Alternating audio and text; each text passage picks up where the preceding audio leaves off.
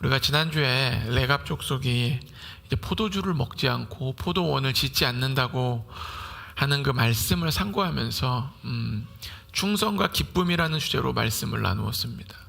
과연 우리의 기쁨이 어디로부터 오는가에 대해서 말씀을 나눴어요. 그래서 오늘은 충성과 안전이라는 주제로 말씀을 같이 나누겠습니다. 지금 러시아와 우크라이나가 전쟁한 지 거의 3개월이 다 됐습니다. 모두의 예상과 달리 이 전쟁은 끝날 기미가 보이지 않고, 이 전쟁이 올해 말까지도 갈 수 있고 어쩌면 그 이상도 갈 수 있다고 많은 학자들이, 사람들이 예견을 하고 있어요. 근데 우리는 그거를 이제 보면서 그렇구나, 물가가 오르는구나, 경제가 어려워진다는데 진짜 이거 어려워지는 것 같은데 이런 생각을 하며 살고 있습니다. 그런데 우크라이나에 사는 사람들은 너무 고통스러운 거예요. 전쟁 지역이 아닌 지역에도 막 포탄이 떨어지고, 그런 모습과 뉴스를 항상, 그 사람들은 항상 전쟁 이야기에 관심이 있는 겁니다. 우리 옆 동네 대통령이 오늘 뭐라 그러나, 우리 전선은 어떻게 지키고 있나, 그런 걸 접하면서 과연 내가 언제 죽을지도 모르겠다, 내가 아는 누가 전쟁에 참전했다더라, 그런 사람들이 계속 나올 겁니다. 어쩌면 내 아들이 참전했을 수도 있고, 내가 아는 사촌이 참전했을 수도 있고, 서로 이 죽음에 대한 공포, 죽음에 대한 걱정이 너무 커져가고 있을 거예요.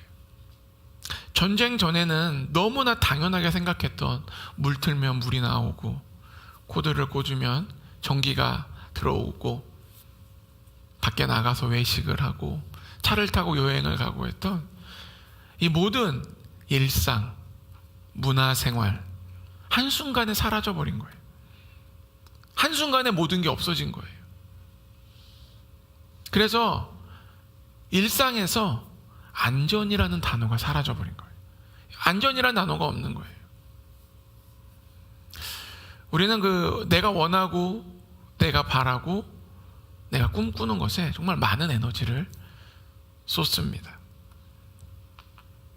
여행도 가고, 맛있는 것도 먹고, 내 꿈을 이루기 위해 어떠한 노력도 하고, 더 나은 삶을 위해서 노력도 하는데, 실은 그 모든 것이 기본 바탕이 안전이라는 거예요.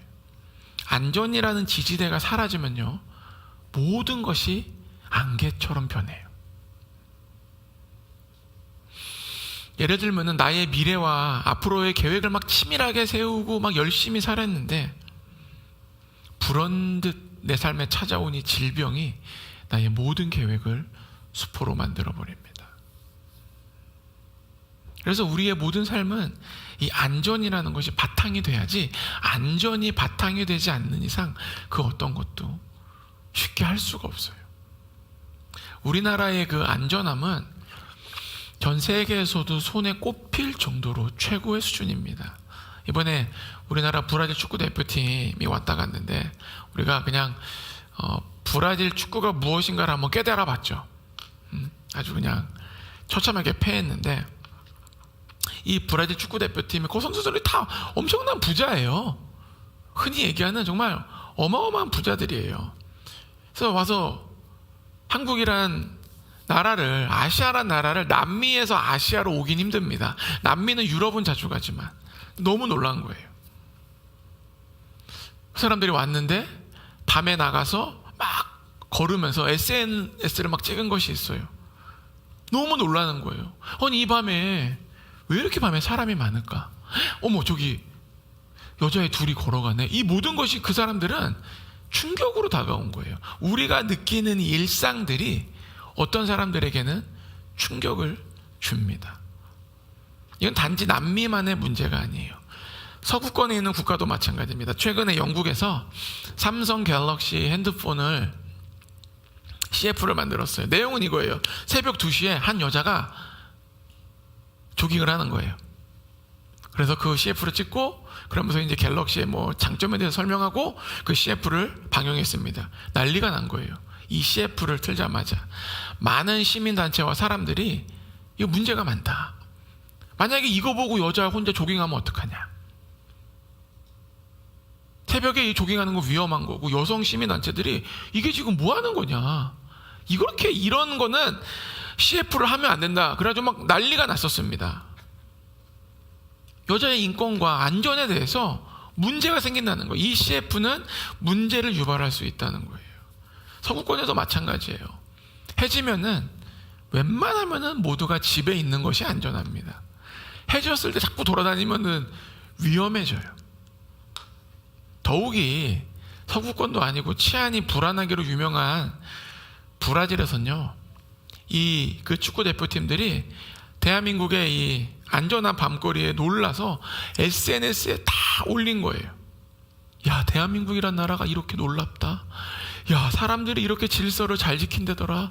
와, 이거 줄 서는 거 봐라. 난리가 난 거예요. 그래서 대한민국의 안전이 다시 한번 전 세계에 홍보되는 시간이었습니다. 여러분, 우리가 누리는 일상들이 굉장히 지구 전체로 보았을 때도 우리가 굉장한 지금 안전한 환경 가운데 살고 있음을 먼저 감사하시기를 축복합니다. 그런데 제가 얘기하고자 하는 하나님의 자녀로서 생각하는 이 안전의 개념은 조금 더 다릅니다. 하나님이 원하시는 안전은 환경에서 주는 안전, 그 이상의 안전을 이야기하는 거예요. 이 안전은 우리가 주님 안에 있을 때야만이 안전하다라는 것을 믿는 것입니다. 레갑 족속의 조상 요나답은요, 명령을 한 겁니다. 후손들 대대에게 집을 짓지 말고 유목생활을 해라. 이스라엘의 민족들이 가나안 땅에 들어온 이후 각 지파에게 땅이 분배되고 레위 지파만 땅을 분배받지 못합니다. 왜냐, 레위 지파는 하나님이 어마어마한 약속을 하세요. 하나님이 그들의 기업이 되어 주겠다고. 레위 지파는 땅이 필요 없어. 왜? 너희들의 기업, 11지파의 기업은 내가 땅으로 주지만 너희들의 기업은 오직 나다. 그러면서 땅을 분배해 주지 않고 도피성에 거할 것을 말씀해 주십니다. 여하튼간 11지파, 레위지파 거할 곳을 다 부여받습니다. 그런데 레갑 족속의 요나답은 집을 짓지 말고 성도 짓지 말고 살라 그러는 거예요. 좀 너무 지나친 명령처럼 보일 수도 있고 너무 비현실적인 이야기예요. 좀 세상 물정 모르는 한 선조의 조상의 명령을 따라야 되는가라는 의문을 가질 수도 있어요. 그런데 레갑 족속은 끝까지 충성스럽게 조상의 명령을 지킵니다. 레갑 족속이 집이 없는 거예요. 이스라엘 전체에서 집이 없고 이렇게 불황자처럼 돌아다니는 사람은 레갑 족속밖에 없는 거예요. 그들은 집이 없으니까 더욱이 자연을 의지하게 됩니다. 우리가 사는 세상은 지금 자연에 의지하지 않아요. 우리는 자연을 관리하고 과학에 의지하면서 살아갑니다. 가뭄과 홍수를 대비해서 댐을 만들고, 빛이 없어도 우리 지하도 마찬가지예요. 옛날 같으면 지하에서 예배 못 드려요. 어떻게 예배를 드려요? 지하에서 불 다 끄지 맙시다. 불 다 꺼보면 뭐가 보여요? 저도 옛날에 지하 생활했지만요, 지하 생활의 단점은 몇 시인지를 몰라요. 그래서 항상 시계가 있어야 돼요. 시계가 없으면 지금이 2시인지 3시인지 막 생활하다가 시계 보면 깜짝 놀래. 왜? 2시야. 새벽 2시인 것 같아. 뛰어나가봐. 그러면 햇빛이 있어요. 오후 2시. 저 그런 적도 있어요. 너무 막 패턴이 불규칙하니까. 레갑 족속이 살던 시대는요, 지금 시대와 달리 자연에 절대적으로 의존해서 살 때입니다. 그 자연에 절대적으로 의존해서 살지만 그래도 성하고 집이 있음으로써 나름대로 안전하게 살 수가 있었는데 그 삶마저 포기하라는 거예요. 이 말의 뜻은 뭐냐? 오직 하나님만 너의 안전한 거처로 삼으라는 겁니다. 너의 안전은 하나님 안에 있다는 거예요. 사람마다 차이가 있어요. 안전한 삶을 정말 추구하는 사람이 있고 약간 도전적인 삶을 추구하는 사람이 있습니다. 저는 더욱더 안전한 삶을 추구하는 기질의 사람이에요. 제가 한번 질문해 볼 테니까 스스로 한번 대답해 보십시오. 실수할까 봐 나는 좀 걱정하는 스타일이다. 나는 좀 정리정돈하는 게 좀 중요하다. 부모님이 나에게 높은 기대를 가졌다. 이렇게 하는 게 맞나 좀 의심하면서 걱정하면서 살아가고 있다. 스스로 대답해 보셨습니까? 이렇게 사는 사람은 100% 완벽주의자입니다. 또 그러겠지 속으로. 목사님이 또 어떻게 자기가 100%인 줄 알고 또 너무 쉽게 얘기하는 거 아니야? 이거 제가 하는 말이 아니에요. 연세대학교 심리학과 교수님이 하신 말씀이에요. 이런 제가 지금 얘기한 사고방식의 플로우가 대부분 있는 사람들은 완벽주의자라는 거예요. 자기가 부인하고 싶어도 부인하지 말라는 거예요. 받아들이라는 거예요. 받아들입시다. 이렇게 분위기가 안 좋아요. 제가 이런 말씀을 준비하면서 찾아보니까 이 완벽주의라는 게 굉장히 부정적으로 사용이 많이 되더라고요. 전 상관없어요. 하나님 날 이렇게 만드셨으니까. 저는 완벽주의 기질이 있습니다. 누구에게 당신은 완벽주의자야! 그럼 대다수가 싫어합니다. 그런데 이러면 좋아해요. 이번에 일을 좀 완벽하게 했어요. 잘했어요. 그럼 좋아해. 근데 당신은 완벽주의자면 굉장히 싫어하더라는 거를 저는 최근에 알았어요. 왜냐하면 사람들은 완벽주의자의 단점을 알고 있기 때문이에요. 자, 그거를 좀 전문가의 관점에서는 아니지만 나름대로 보니까 이겁니다. 자, 안 될 것 같으면 처음부터 포기하더라고요. 두 번째, 스스로 자책을 많이 해요.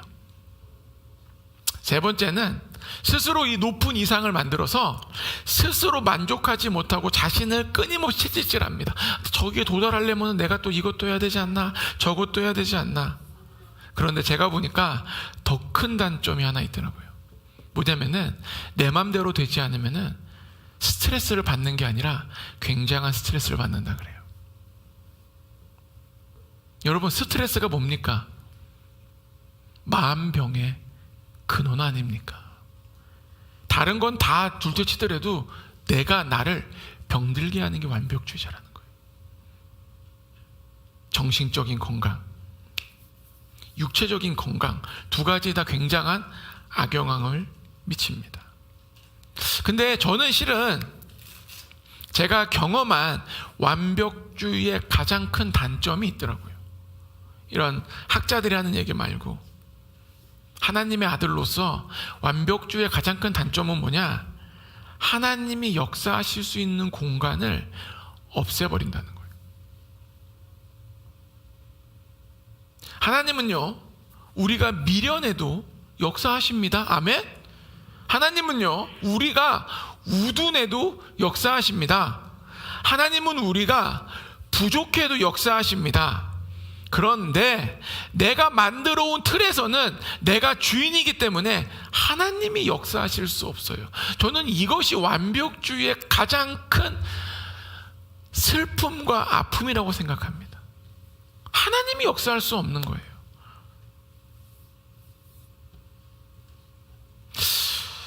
저를 좀 잘 모르시는 분들은 저를 보면서 완벽주의자가 처럼 안 보일 수도 있습니다. 저는 은혜를 깨달은 날부터 소위 얘기하는 그 완벽주의자가 아니라 하나님의 인도함을 받는 자유로운 완벽주의로 옮겨지게 되었습니다. 아멘. 왜요? 왜 이렇게? 다시, 저는 하나님의 은혜를 깨달은 날부터 소위 세상이 말하는 완벽주의가 아니라 하나님의 인도함을 받는 자유로운 완벽주의자로 옮겨지고 있습니다. 이게 무슨 말이냐면요, 옛날에는 제가 불완전한 거를 감당하기가 좀 마음에서 어려웠어요. 불완전, 부족, 시간이 안 맞는 거, 이게 굉장히 저를 별것도 아닌데 굉장히 불안하게 하더라고요. 그러면서 이 불완전한 것, 뭐가 이렇게 부족한 거, 이런 것들이 저를 굉장히 힘들게 하고 제 자신의 스스로에게도 굉장히 자책을 많이 했어요. 왜 이거밖에 안 될까? 나는 왜 이거밖에 안 될까? 정말 이거밖에 안 되는 걸까? 그래서 굉장히 제가 스트레스도 많이 받고 힘들게 살았던 인생인데, 이제는 약간 불완전하지 않고 너무 완벽하게 세팅이 돼 있으면은 제가 반대로 불안해져요. 그리고 반대로 약간 완벽하진 않지만 약간 부족한 게 있고 뭔가 빈 구석이 조금 있으면은 제가 반대로 안정감을 느낍니다. 왜냐하면 제가 깨달은 것은 하늘로부터 주어지는 완벽은 우리의 불안정 가운데서 온다는 걸 깨달았어요. 이게 뭐냐? 약할 때 강함된다는 거예요. 우리는 강할 때 절대 강해질 수 없습니다. 강할 때 뭐라 그래요? 섰을까 할 때 넘어질까 조심해라. 차라리 주님은 뭐예요? 강할 바에는 약해지라 그럽니다. 너의 연약함을 얘기해라, 공개해라. 나 이런 사람이다. 왜? 내가 약할 때 내가 어떻게 강해져? 내가 어떻게 강해져? 내가 약한데, 내가 약할 때 그 부분에 주님의 강하신, 능하신 손이 나를 강하게 한다는 것을 제 삶을 통해서 깨달았기 때문이에요. 그래서 예전에는 완전함을 추구했다면 이제는 약간의 그 불완전, 일부러 그 여유를 일부러 좀 만들려고 합니다. 약간 충청도 사람처럼 되고 있어요. 충청도 사람은 이렇게 예를 들면은 약속을 정할 때 내일 2시에 만나자 그러면은 이게 마음이 무거워요.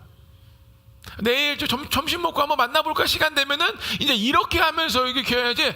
내일 2시만 정확히 만나야 돼. 그때 거기서 봐. 그러면요 마음이 막 무거워. 막 뭔가 쪼여와요. 2시 반에 여기 충청도민 다 그렇진 않겠지만 많은 충청도민들이 그런 마음을 가지고 삽니다.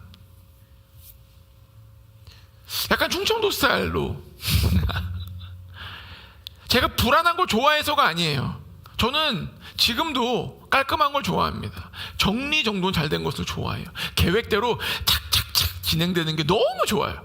지금도 그래요, 저는. 그런데 하나님의 일을 할 때는 약간의 불안함이 있어도 신기하게 더 편안해요.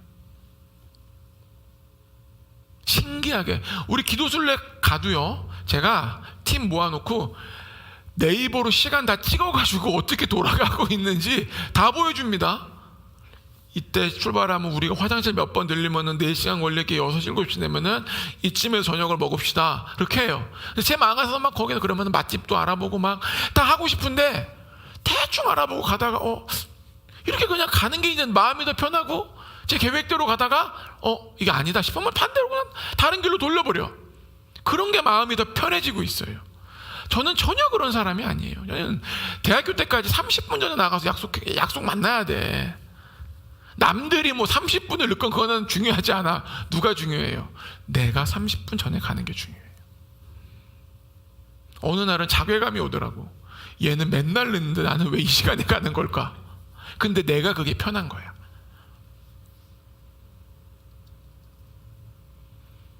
우리 좀 의도적으로 하나님이 역사하실 수 있는 공간을 마련해 드립시다. 내가 완벽하게 준비하고 내가 원하는 삶은요, 하나님이 역사하실 수 없게 스스로 만들어 놓는 것을 우리는 깨달아야 돼요. 완벽하게 탁탁탁 진행되면요, 마음은 편해요. 왜? 계획대로 되는데 마음이 안 편한 사람이 세상에 누가 있어요? 저도 편해요. 그런데 제가 경험한 바에 따르면은 성령님의 임재와 역사가 거의 없더라고요. 왜? 내가 세우는 계획을 내가 먼저 앞서갔는데 주님 보고 따라오라 그러는데 주님이 뭘 그렇게 역사하실 수 있겠어요? 내가 원하는 그 정도의 계획의 완성도가 이루어지거나 또는 내가 원하는 정도의 계획보다 조금 더 좋은 일이 생기거나 또는 내가 원하는 정도의 착착착 진행했음에도 불구하고 결과가 좀 안 좋을 수 있어요.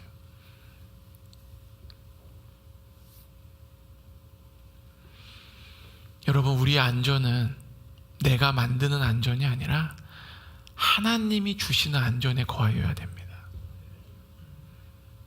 그것이 우리의 안전입니다. 내가 느끼기에 거기가 안전하다고 해서 거기가 안전한 게 아닐 수 있어요.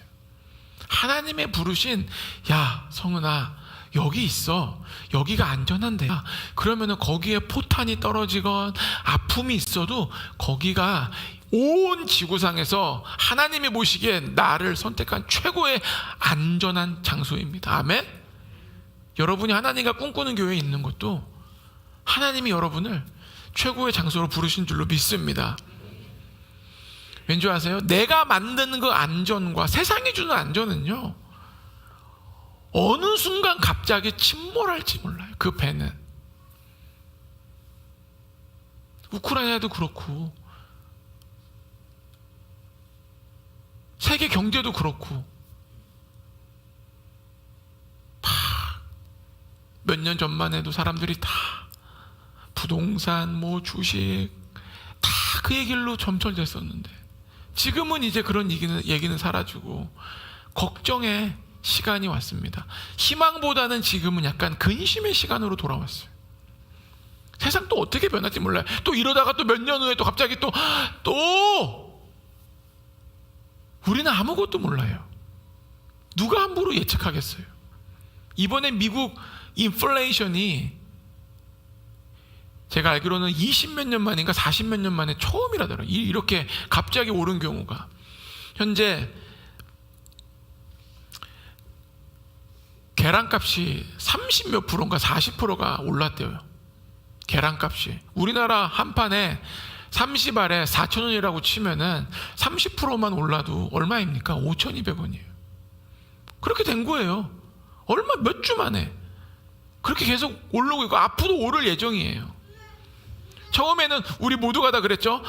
저 푸틴 저거 좀 바보다. 전쟁을 왜 일으키냐, 힘들게. 그런 석학 박사들의 얘기는 다 뒤로 하고 지금 러시아는 가스랑 석유 팔아가지고 지금 재정 이득이 어마어마합니다. 러시아 빼고 다 힘들어요 지금.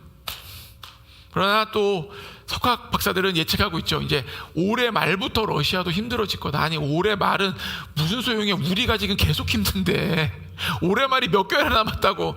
그러니까 세상이 얘기하는 그 막 유명한 분들, 막 공부를 많이 한 분들 다 얘기해도 그거는 정말 인간의 시각이고 우리는 하나님 안에서만 안전함을 믿어야 됩니다. 그래서 우리 안전은 굳건한 반석이신 예수님께 두어야 됩니다. 아멘.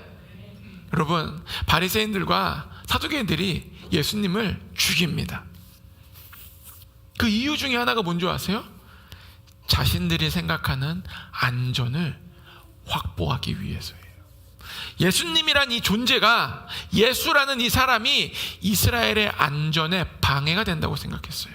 먼저는 자신들의 지위, 자신들의 권세를 유지하는데 방해가 된다고 생각해서 예수님을 죽여야 됐어요. 두 번째는 요한복음 11장 50절에 뭐라고 써있냐? 한 사람이 백성을 위하여 죽어서 온 민족이 망하지 않게 되는 것이 너희에게 유익한 줄을 생각하지 아니하는도다 하였으니, 이스라엘을 안전하게 지킨다는 명목하에 예수님을 죽이기로 결의한 겁니다. 이스라엘을 위해서 예수님을 죽인 거예요. 즉 자신들이 생각하는, 자신들이 그 상상하는 안전을 만들어 놓고 그 안전을 지키려고 하니까 예수님을 십자가에 못 박아 죽인 겁니다.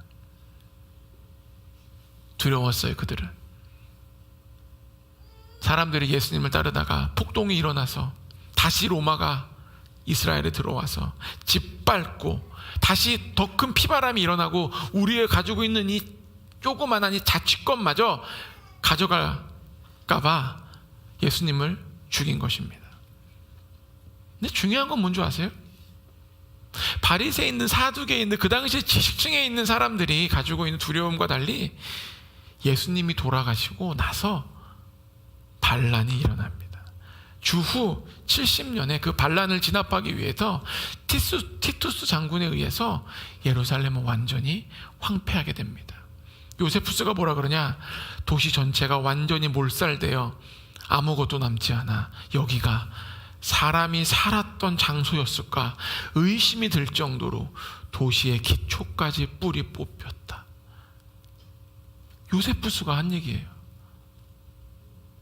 완전히 이 예루살렘 전체가 사람이 여기 살았었던가라는 의심이 들 정도로 완전히 도시의 기초마저 뿔이 뽑히게 됩니다. 즉 이 사람들이 걱정했던 거예요. 예수님을 따르는 이 인간들이 반란을 일으켜서 이스라엘이 망하지 않고 했던가, 그 모든 상상, 생각들은 하나도 일어나지 않았어요. 이스라엘의 멸망은 예수님과 전혀 상관이 없었어요. 정말 어리석은 거죠. 이 바리새인들, 사두개인들은 자신들의 그 두려움, 자신들이 생각하는 그 안전에 사로잡혀서 자신들이 그토록 고대하고 기다렸던 메시아를 십자가에 죽여버립니다. 분명히 우리는 알아야 돼요. 걱정과 근심과 나의 생각을 통한 두려움에 사로잡히면요, 우리는 안전하신 예수님으로부터 벗어나기 시작합니다. 완벽주의자만이 문제가 아니에요. 이 두려움이 많은 사람, 너무 자기 생각에 몰두되어 있는 사람, 자기 상상에 몰두되어 있는 사람은 예수님으로부터 벗어나기 시작하는데 그 끝을 알 수가 없어요. 나름대로는 이 두려움에 사로잡히고 걱정에 사로잡히고 근심에 사로잡혀서 혹시 이렇게 되지 않을까? 이렇게 되면 어떡하지? 막 그 두려운 나의 삶에서 모든 것들에 대한 그 두려움이 결론을 내립니다. 그리고 스스로가 생각해요. 아, 이거 맞는 것 같다. 이때부터 시작됩니다. 맞는 것 같다. 나름 내가 꽤 지혜롭게 생각하지만 두려움을 베이스로 한, 걱정과 근심을 베이스로 한 생각은 예수님과 대척점에 서게 됩니다. 여러분, 예수님을 믿고 따르는 자는요, 두려움의 마음, 두려움의 영으로부터 자유케 된 사람들입니다. 아멘? 오늘 이 자리에 있는 우리 안에 있는 모든 두려움으로부터 자유케 될지어다. 환경으로부터, 사람으로부터, 재정으로부터, 관계로부터, 병으로부터 있는 모든 두려움으로부터 나사렛 예수 이름으로 자유케 될지어다. 다니엘이 우리에게 믿음의 안전의 진수를 보여줍니다. 다니엘은 다리오 왕을 섬기고 있을 때예요. 30일 동안 다리오 왕이 어떤 사람이나 다른 어떤 신에게도 기도하면은 사자굴에 던져버리겠다는 조서를 내립니다. 다니엘은 총리로서 너무나 잘 알고 있었어요. 일반 백성이 아니에요. 옛날에 TV가 있어요, 뭐가 있어요. 다 이렇게 말이 타고 가가지고 이렇게 붙이는 거죠. 동네마다 막 벽보로 붙이듯이 붙이는 건데, 다니엘은 핵심 멤버로서 국가의 총리로서 총리의 총리로서 딱 앉아가지고 무슨 일이 벌어지고 있는지 정확히 알고 있고, 이 말이 다리오 왕이 그냥 하는 말이 아니라 실제로 사자를 준비시켜놨고 모든 게 진행될 거라는 것을 다니엘은 그 누구보다 명명백백히 알았어요. 그리고 이 모든 것이 자기를 시기 질투하는 사람들에 의한 음모라는 것도 분명히 알았어요. 그럼에도 불구하고 다니엘은 예루살렘을 향하여서 창문을 열고 하루에 3번 전날과 똑같이 기도합니다. 이게 다니엘의 믿음인 거예요. 여러분, 다니엘이라고 사자에게 사자 굴에 들어가서 사자가 찢기는 상상 안 해봤을까요? 사자가 내 얼굴을 물었다, 내 팔을 물었다. 왜 인간이란 그 죽음에 대한 공포가, 세상에 죽음에 대한 공포가 없는 사람이 누가 있어요? 죽음은 누구나 공포가 있는 거예요. 예수님을 모르는 사람들은 더욱이 극심한 거고, 예수님을 알아도 때로는 죽음에 대한 공포가 생길 때가 있습니다. 하물며 다니엘은 왜 생각을 안 해봤고, 자기 전에 범죄자들이 사자굴에 죽는 거 왜 얘기 못 들어봤겠어요? 총리로서 다 알고 있지. 그럼에도 불구하고 이 모든 것이 음모인 줄도 알아요. 음모로 하니까 내가 좀 이렇게 하면 안 될까? 좀 타협점을 찾을 수도 있었어요. 다니엘은 타협점을 찾지 않아요. 그냥 창문 여는 거예요. 똑같은 시간에 창문 열고 하루에 3번 감사 기도합니다. 왜 그럴까요? 다니엘은 자기의 전 삶을 하나님께 맡긴 사람이에요. 나의 전 삶을 하나님께 맡기고 나는 오직 하나님께만 충성하기로 스스로 결정한 사람입니다. 그래서 뒤돌아보지 않는 거예요. 아예 모든 걸 맡기고 나니까 뒤돌아볼 여지가 없는 거예요. 왜? 난 이거밖에 없는 거예요. 우리 예수님밖에 없는 겁니다. 아멘? 예수님밖에 없기 때문에 자꾸 뭐 뒤돌아보고 옆을 보고 할 여지가 있으면 안 돼요. 왜? 그 여지는 나를 시험에 빠뜨립니다.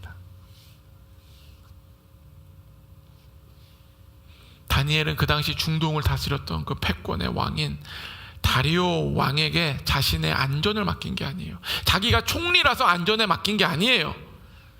오직 여호와 하나님께 자신의 안전을 맡겨드립니다. 모두 알다시피 결국 사자굴에 던져져요. 그런데 하나님이 사자들로부터 다윗을 안전하게 보호해 주십니다.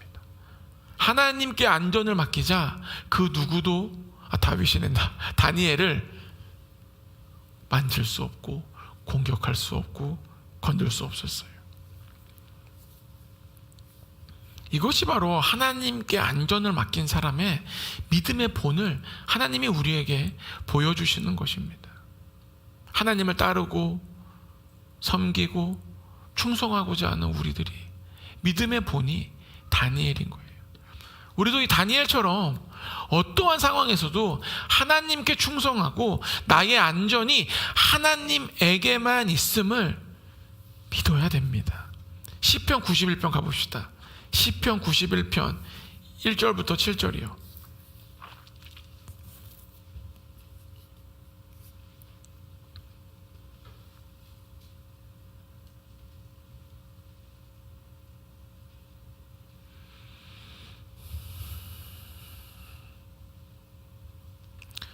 제가 읽겠습니다.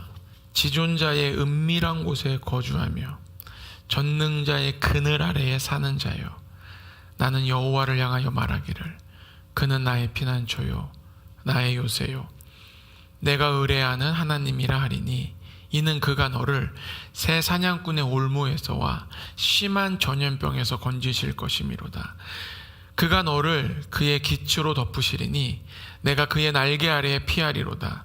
그의 진실함은 방패와 손방패가 되시나니 너는 밤에 찾아오는 공포와 낮에 날아드는 화살과 어두울 때 퍼지는 전염병과 밝을 때 닥쳐오는 재앙을 두려워하지 아니하리로다. 1000명이 내 왼쪽에서 10,000명이 내 오른쪽에서 엎드러지나 이 재앙이 내게 가까이 하지 못하리로다. 아멘. 이 말씀은요, 우리가 읽으면 읽을수록 은혜가 돼요. 힘들고 어려울 때마다 이 시편 91편의 말씀은 읽으면 읽을수록 은혜가 되고 나에게 힘이 됩니다. 올무와 전염병에서 나를 건지시는 하나님, 밤에 찾아오는 공포와 낮에 오는 화살과 전염병과 재앙으로부터 보호하시는 하나님, 1000명이 나의 왼쪽에서 넘어지고 10,000명이 나의 오른쪽에서 엎드러지지만 그 재앙이 나에게 다가올 수 없는 거예요. 이 시편 91편 우리에게 큰 힘과 믿음을 줍니다. 그런데 이 말씀이 우리에게 이루어지는 것은 뭐 내가 좀 잘 나가고 내가 미래를 예비하고 예측해서 잘 준비해 놨고 나의 지혜가 출중해서가 아니에요. 1절과 2절이 이 시편 91편의 말씀을 지탱하고 있는 거예요. 다시 볼까요? 1절 2절. 지존자의 은밀한 곳에 거주하며 전능자의 그늘 아래 사는 자여, 나는 여호와를 향하여 말하기를 그는 나의 피난처요 나의 요새요 내가 의뢰하는 하나님이라 하리니. 지존자의 은밀한 곳, 전능자의 그늘 아래, 이게 어디를 이야기합니까? 법궤에 있는 그 천사 아래를 이야기하는데, 지금으로 이야기하면은 하나님의 임재 안에 있는, 하나님의 임재 안에 있는 사람을 이야기하는 거예요. 그분의 임재, 하나님이 만들어 놓은 임재가, 하나님이 주시는 임재가 내가 그 안에 거할 때 그곳이 바로 나의 피난처고 요새라는 거예요. 왜냐? 내가 의뢰하는, 내가 의지하는 분은 오직 하나님이시기 때문입니다. 우리가 그래서 미래에 대한 걱정, 근심으로부터 오는 두려움, 불안을 다 몰아내야 돼요. 그 두려움과 그 걱정, 불안에 빠져서 막 결론 없는 생각에 사람이 빠지기 시작합니다. 여러분, 그 불안과 걱정은요, 벌어진 일 때문에 불안과 걱정이 있는다기보다는 벌어지지 않은 일을 내 생각을 해서 불안과 걱정이 생기고, 벌어지는 일은 1인데 이 일이 혹시 100이 될까봐, 1000이 될까봐, 만이 될까봐 하는 그 두려움과 불안, 나를 사로잡기 시작합니다. 차라리 그 생각 속에 빠져 있느니 하나님의 임재 안에 들어가서 지존자의 그늘 아래 거하는 것이 지혜라는 거예요. 뭘 그걸 걱정하고 생각을 하고 있어요. 그러면은 이 말씀이 나에게 임하기 시작합니다. 하나님의 보호하심이 나를 둘러 진쳐주기 시작해요. 나를 둘러 진쳐주면요, 화살을 쏘건 누가 내 욕을 하건 어려움이 오건 괜찮아요. 밤에 공포 오는, 여러분, 우리가 얼마나 걱정을 많이 하면 밤에 공포가 옵니까? 밤에 잠이 안 오고, 자다가 막 깨고, 잠자리 설치고. 오늘 완벽을 추구하는 사람, 두려움이 너무 많고 걱정과 근심이 많은 사람들은 이제 그 인간적인 세상에서 벗어나서 하나님의 임재 안에 있는 하나님이 주시는 안전에 나의 삶을 들어가게 해야 됩니다. 그곳이 바로 가장 안전한 장소입니다. 여러분, 믿음의 조상 아브라함이요, 사라를 왜 판 줄 아세요? 창세기 이렇게 써 있어요. 12장 13절에 원하건대 그대는 나의 누이라 하라. 그러면 내가 그대로 말미암아 안전하고 내 목숨이 그대로 말미암아 보존되리라 하니라. 아브라함 자신의 안전을 위해서 부인한 거예요. 하나님이 분명히 아브라함에게 내가 너로 큰 민족을 만들고 다 약속을 했는데 자기 죽을까봐, 하나님의 약속은 내가 살아가지고 자식을 막 낳고 해야 되는데 갑자기 두려움이 몰려오니까 이 안전의 개념이 다 깨진 거예요. 그러면서 인간적인 술수와 방법이 등장합니다. 혹시나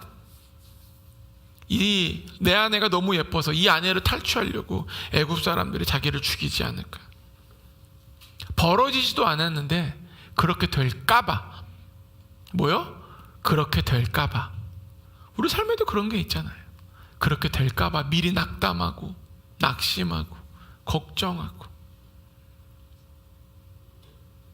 이 그렇게 될까봐가 너무 심해지면요, 그렇게 될 것이라는 자기만의 속임수에 빠져요. 속임수에 빠지는 순간 이제 그 사람은 답이 없어요. 왜? 이미 그게 맞다고 자기 스스로 내린 거야. 이건 이렇게 된다. 아, 이 문제는 이렇게 된다. 아, 저 사람은 이렇게 할 거다.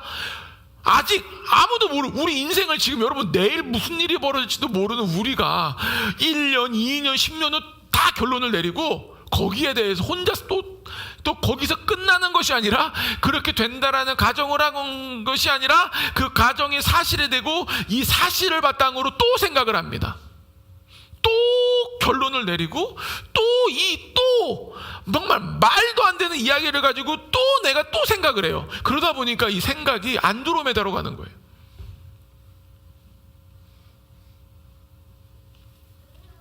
여러분, 우리 안전은 그런 게 아니에요. 하나님께로부터 나온다는 거예요. 완전히 벗어나야 돼요. 이제 내가 생각하는 안전은, 제가 장담하는 거는, 내가 생각하는 안전은 가장 적들의 공격받기 쉬운 적들의 진영의 한 가운데 있는 거예요. 지금 그거를 버려야 돼요. 하나님께 둬야 됩니다. 레갑 족속은 집을 짓지 않잖아요. 주변 모든 사람이 집을 짓고 성에 거하는데 자기들만 집을 안 져. 그럼에도 불구하고 끝까지, 잘 들으십시오, 끝까지 자신의 안전을 하나님께 둡니다. 끝까지. 정말 주변 사람들이 보기에는 미련해 보이고 불안정해 보이고 왜 저렇게 사나, 왜 그렇게 살아. 아, 요나, 야, 너 그 말 그만해, 이 바보 멍충아. 야, 그 옛날 얘기를 아직까지 여기서 어떻게 바보 멍충아, 그럴 수도 있어요. 근데 안전을 하나님께 둔다는 이 가치, 집을 짓지 않는다는 게 문제가 아니에요. 나의 안전을 하나님께 둔다는 이 가치를 끝까지 지키니까 결국 예레미야 말씀처럼 하나님께 인정을 받게 됩니다. 우리의 삶도 마찬가지예요. 그 하나님이 주시는 나에 대한 약속, 말씀, 이 모든 것들을 내가 끝까지 부여잡고 충성해야 돼요. 힘들죠. 여러분, 힘드니까 충성해야 돼요. 여러분, 아님 자연스러운 충성할 필요가 없어요. 자연스러운 걸 뭐 충성해. 여러분, 잠자는 거 충성하는 사람, 그냥 잠 오는 거예요. 밥 먹는 거 충성하는 사람, 배고프면 먹는 거지 뭐. 그런 건 자연스러운 거 충성하는 게 아닌 거예요. 결단이 필요하니까 충성하는 거예요. 충성은 결단이 필요한 거예요. 이 하나님의 이 말씀, 나에 대한 약속, 하나님의 그 나라를 위해서 충성함으로써 우리가 세상으로부터 오는 여러 가지 소리들이 있습니다. 여기서부터 왜 들리긴 들리죠. 그것마저 안 들리면 이제 약간 정말 뭐라 그럴까요? 외나무다리 인생. 이 정말 대화가 안 되고 정말 이 사람은 어떻게 사는 건가? 들리긴 들리죠. 정상적이라면 다 들려요. 근데 들리는 소리가 나를 힘들게 할 수도 있고 어렵게 할 수도 있지만 충성함으로 말미암아 그 자리에서 벗어나 다시 하나님이 주시는 안전에 거하여야 되는 겁니다. 하나님께 충성할 때 하나님이 나를 때로는 안전하지 않은 지역으로 나를 인도하는 것처럼 내가 느껴질 수도 있어요.